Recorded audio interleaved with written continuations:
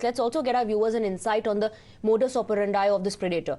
The accused first downloaded a voice-changing app and took a note of the names of female teachers at the college. He would have telephonic conversations with the students in the voice of a female professor.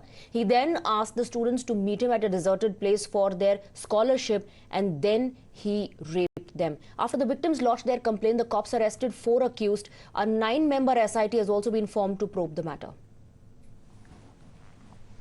तो अभी तक 4 लोगों की इसमें गिरफ्तारी हो चुकी है। ब्रजेश प्रजापति और लवकुश प्रजापति और राहुल प्रजापति और एक संदीप प्रजापति। इस प्रकार से ये 4 लोगों की गिरफ्तारी हुई है की जानकारी के अनुसार। अभी हम लोग इस बारे में और छानबीन कर रहे हैं कि ये 16 मोबाइल्स में और क्या क्या है।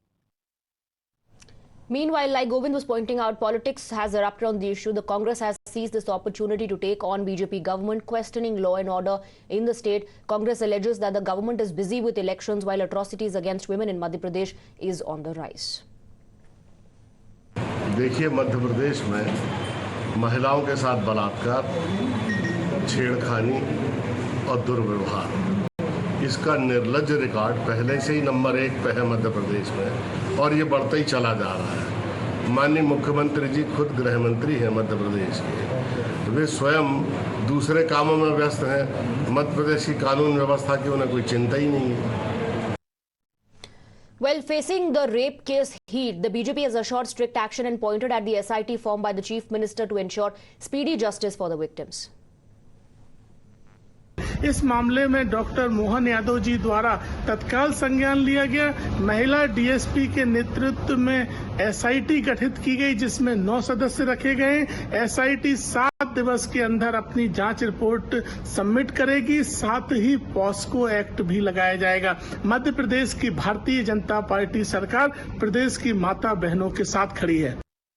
Govind continues to be with us on the broadcast. Govind, like you were saying, politics continues on the issue. The Congress definitely is going to use this opportunity and is questioning the law and order situation in the state.